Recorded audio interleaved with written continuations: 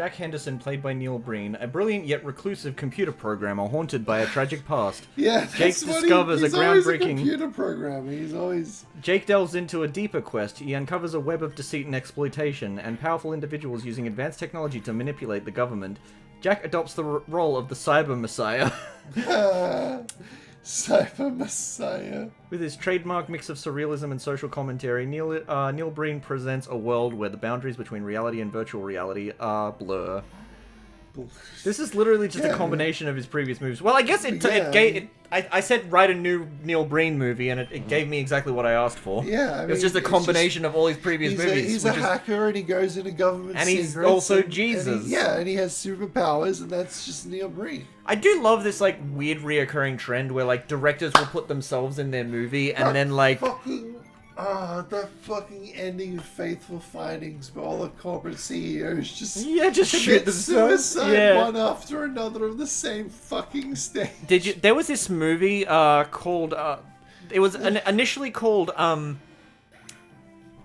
It was initially called The Legend of Simon Conjurer, but it went missing and became lost media, and then was re-released on streaming as something called Deadly Lessons. Ooh. And basically, it's this weird It's just this strange movie where the director and the director who also wrote the movie stars in it as a teacher who's supposed to, like, teach all these like students. Yeah. Like he guides each of the students through their own unique, like, issue that they're going through, and they all learn a valuable lesson by the end. And because they taught him such a valuable lesson, they just start giving him money out of the goodness of their heart. What? Anyway, but like the weird thing is that one of the students is, like, gay. Yeah. Okay. Yeah, that's his issue, is that he's a homosexual. All right. And that's what they're trying to solve. That's the one time that it actually was true. Yeah.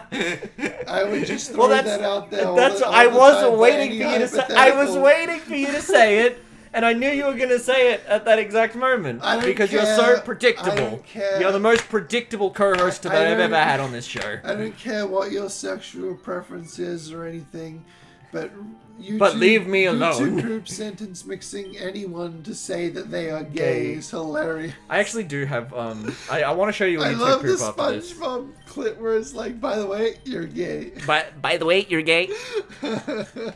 So good. That's one of my favorites ever. Yeah. Like calling someone gay or saying I am gay. It's so funny. The funniest. I don't know why. It's so funny. Tell me why. I'm stuck as a virgin. Whoa. In a sad, lonely cage, Casey. In a sad, lonely cage. It's less incel-y. Alright. Tell me what it says. Okay, title. Unexpected Connections. Plot summary. In the heartwarming romantic comedy Unexpected Connections, two unlikely individuals find love and understanding in the unlikeliest of circumstances. Sorry. Genuine human connection. Andrew, a socially awkward and introverted young man who identifies as an incel, feeling resentful and frustrated by his perceived lack of romantic success. And there's Karen, a middle-aged woman known for her entitled and demanding behavior. After embodying stereotypical traits of Karen, fate brings they coincidentally find themselves sharing a table at a crowded coffee shop during a particularly challenged day for both of them. Challenging. The path across a series of comedic misunderstandings, service personas, blah blah blah blah blah. As they navigate their newfound connection, Andrew and Karen start to see beyond their initial judgments. Transform as they learn, blah, blah, blah, importance of kindness and patience. Karen helps Andrew gain self-confidence and challenges his negative beliefs. It's literally just a Netflix special, honestly. Relationships. Yeah, wow, okay. Wow, it's just a very extended description of, like, understanding and caring isn't good. Yeah. It's just verbose that. It's usually better if you give it, like, very specific instructions, like add a plot twist or add a joke here or something like that. That's why or make it shorter. That's why I, like, extended on the game plot. Yeah. Like their objectives, etc. Yeah. Like, AI can only tell you what has already been said before, so if you don't give enough clarification, it's not going to make something that catered. When nostalgia meets chaos. A meeting of the minds. Wow. It's long. I told it to be a short summary. So bad. Alright. Let's see how it starts off. The iconic internet critic, the nostalgia critic, crosses paths with the infamous figure, Chris Chan. Jesus Christ. Really? I want to read this one. Okay. I have to. As the nostalgia critic dives into his latest review, stumbles upon the enigmatic and controversial world of Chris Chan. Intrigued by the online phenomenon surrounding Chris Chan's life and creations, the critic decides to investigate further, and much to his surprise, manages to secure a face-to-face meeting. He encounters a collision of nostalgia and eccentricity as the critic, noted for his passion. Their meeting starts off with an air of curiosity, but as the conversation unfolds, it becomes clear that their personalities clash. No kidding! The critic, armed with his biting wit and keen observation skills, find himself at odds with... Oh, keen observation skills. Okay, ChatGPT is a freaking perspective stand. and idiosyncrasies. Fuck, I'm an idiot. The interactions are filled with moments of misunderstanding, awkwardness, and the conflicting opinions. The critic's straightforward critic clashes with the Chris Chan sensitivity, resulting in humorous and occasionally tense exchanges. They discover a common thread of being under the public eye and facing scrutiny and judgment. Oh yeah, they did do that. They did genuinely do that. As the meeting progresses, the nostalgia critic sees over level criticism. Some would argue one was worse than the other. But I digress. Chris Chan becomes open to receiving constructive feedback. That's so big. That is so much for fiction. Their honest assessments. That is so fiction. In the end, the encounter between this serves as a reminder that behind internet personas and controversies, there are real I think fucking your mother is a bit too far to be going. You know, on the other hand. No, they found some common ground. Don't you see, Casey? It's a moral. It's a lesson. We all need to look a little bit deeper inside of ourselves and say, haven't we all considered? I don't think so. I can't say such things. There are real individuals with unique stories and perspectives. It highlights the importance of empathy, understanding, and recognizing the humanity in others, even amidst the chaos and misunderstandings of the internet. When nostalgia meets chaos, a meeting of minds is a humorous and thought-provoking exploration of internet culture, fame, and the potential for connection and growth. Amazing. Even in the unlikeliest Absolutely amazing. of encounters. Kengion. That was absolutely dreadful. That was brilliant. That was terrible. I Absolutely loved that. awful. I I wish. loved it. I never want to listen to ChatGPT stories ever again. Ever. I can just imagine nostalgia critics saying, "Doing your mom? That's just insulting. That's just disgusting, Christian." Nostalgia critic and Gum289 switch places. They swapped bodies. He'd be like top 10 hottest. He did the top 11 hottest. No, he'd be the top 11 hottest Sonic characters because he likes to go one step beyond. So here's my top 11 hottest Sonic characters. I'm Nitpicky, the nitpicker, and I'm you in a wig, and I'm here to tell you that those aren't the hottest characters.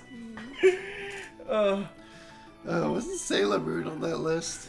Sailor Moon? Wait, did he actually genuinely do a hottest, characters list? Yes, he did. Did he put a teenage girl on a fucking... I mean, back then, when you were 10 watching it, you'd be like, I don't know. When I was young, sure, but he was in his 30s when he was making jokes about To be honest, it's pretty easy to just assume that a cartoon character is just an ageless being.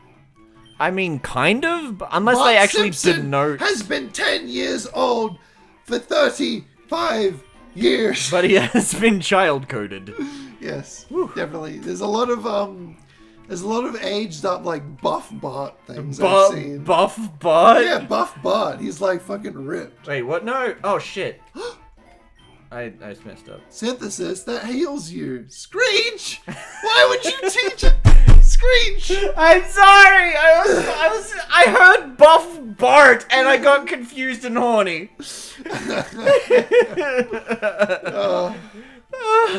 Buff Bart.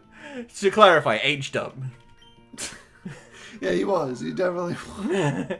Spanky. I don't know. I don't have an interest in The Simpsons porn. But That sounds like something that immediately you think like It's like King of the Hill porn. Yeah, what type is Spanky? Who looks at King of the Hill porn? I don't know. Although, like, I draw it for a joke. Oh, you know why Peggy is called Peggy? Actually, I remember. I remember there was an image where it was Hank Hill, and Whoa! He had a speech bubble, and he was saying, "Well, I know Bobby's gotten real good at cocksucking lately. Shut up! He's been really into having family sex." Shut the fuck! What? Where did you find this image? Were you looking for it? No, my friend got a bunch of them, and he could do a dead-on Hank Hill impression. Oh no! So he read it as Hank Hill. That's terrible. And he put it on his channel. I don't remember. I think it was called the Hank Hill Experience, but there's also a Flash cartoon that's popular named Whoa! Do you think that's what he does when he comes? He's like, whoa! Whoa! Peggy! Peggy! Whoa! Time for round 2. I think Hank Hill would be a one and done, honestly. Really? Yeah. Who's ever heard of going more than once? Koala Man. Koala Man, yeah, I love that joke. Let's see. Oh my god, Peggy! Whoa! Whoa! You urethra! Whoa! Whoa! Well, that's why he does it. Yeah, do you remember the episode where Hank Hill is like, Strickland, I love you. And he's like, Hank, I'm promoting you to assistant or whatever. Yeah. And Hank Hill's like, he says, I love you, Mr. Strickland. And he fucking takes away the promotion. Because he was like, no, that's a bit too gay for me, Hank. It's a bit too gay for me. Gay. No, I didn't want it to die. I love that King of the Hill's coming back. I can't wait. Yeah, and it's gonna be a time skip. The whole Ooh, whole thing, like the number one thing for me loving King of the Hill is Hank Hill's voice. Yeah. It is so fucking funny. Yeah. He's a Southern American man, just like that boy here, right? I love it. Did you see the mobile phone? No more bouncing that ball. Did you see the mobile phone kart racer that has like Peter Griffin, Hank Hill, No, I didn't. the American? Oh my god, really? No. There's this meme of like Peter Griffin dancing in his cart, going like happy, happy, happy. That sounds awful. People of like a TikTok generation makes memes out of anything. Are you kidding me? That sounds absolutely abhorrent. What, the kart racer or the meme? All of it. Okay. All of it sounds like terrible. Well, I mean, they got to make their money somehow. How about they make money with Dunny? They should make another Family Guy game. Really? Like back. Family Guy Enter the Multiverse wasn't enough for you? No. I think that was a PS3 game. But then there was that Family Guy MMO. Yeah, no, I actually genuinely played that on day 1. Wow, really? And I got like... I mean, there was a time... I got bored pretty quickly, but I did get up to like level 2 There definitely was a 3 or time something. where I would have said that I was a big fan of Family Guy. I mean, seriously... Like, I remember there was forums and you could have like little banners in your signature. Yeah. So I put like Family Guy fan, Futurama fan, and shit like that. It may look weak, but it can easily crush rocks twice its size. They hide in holes near mountains. He's gonna crush my rocks. We're gonna name it... Have you heard Yoda getting his nuts crushed with a rock? I love the hoo. I'm just trying to think of like, what should we call this? We should call it Pee Pee Poo Poo Land. Oh, yeah, right. Whoops, didn't mean to do that. You told me I'm allowed Pee Pee Poo Poo. Yeah, no, I told you, I messaged Freako, what was it? You did something for me. You did something for me, and then I said you are allowed to... Wasn't it the game got picked? A game got featured? No. Is that it? I don't remember. But anyway, yeah, I said you whoops. were amazing. Also, I thought I'm saying... Oh, no, yeah, it was something generic, because Freako will, like, send me, Freako will send me, like, random messages of positivity that are just like, hey, Mitch, you're cool. And sometimes I'll be doing something and just, like, not be in the mood for a generic message. So, like, I sarcastically responded, like, okay, you've earned it. You can talk about piss and shit and any bodily fluids you want on the channel again. You've earned it. I took that as gospel. If you say something, I'm inclined to believe it. Oh, Unless you say, my name is Harry Scrankles and I'm here to get your strawberry smickles. Amy had, like, a, Rick and Morty themed party once. And, like, Land? That's what you said, Oh, PP yeah, Land. yeah. Did you forget what the nickname that you came up with 2 seconds ago? I sure did. Wow. I mean, I just say these things. You have, like, a terrible memory. Let me say something, like, kind of like a strange moment from my childhood. Okay. I was with my schoolyard best chums friends. I was at their holiday house. Yeah? On a holiday. And his parents were cooking. And then they said to me, oh, you'll have to do the cooking one of these nights. And Yeah? I intended to say, you won't live long if you eat my cooking. And all I said was, Right. you won't live very long. I was wondering how they took that. Oh my god. Like, holy shit. Oh my gosh, that's funny. Oh no, I was gonna catch that one. Oh well. EXP show. I'm gonna share a tree. Man, that wasn't a lot of anything. Let's try. Let's see what the bike shop's about. Let's talk to some NPCs. I want to bike it up. Welcome to Big Bill Hells, home of the meanest sons of bitches in Fochin. Hello there! Dumb enough to buy a used bike, I see. Well, if you think you're gonna find a bargain at Big Bill's, you can kiss my ass! Fuck you. That is, unless you can win it challenge pissing. Oh, it's the commercial, the fake commercial from the 80s. How does it work? You can piss 6 feet into the air straight up and not get wet. This is like the video you were telling me about last time we were playing this. When you're ready, go stand over there right my employee on the right. Fuck you, Baltimore. Fuck you, Baltimore. I only know that from a Toy Story YouTube poop. Wait, where did he want me to stand? When you're ready, go stand by my Fly employee on the raised tile. Raised tile. This one? That circle. Okay, here we go. On your mask. Oh no, I really hope there's no Piss. pixel art related to this. Oh no. Please don't show a cutscene. Don't shock. Oh no! Nice try. That's some asshole. pretty decent distance, though, I have to say. There was a time in school where I could pee like to the ceiling. Why would you... Okay. You were like that kid from Round the Twist. Exactly. It was Yeah. amazing. Yeah. Why would you admit that?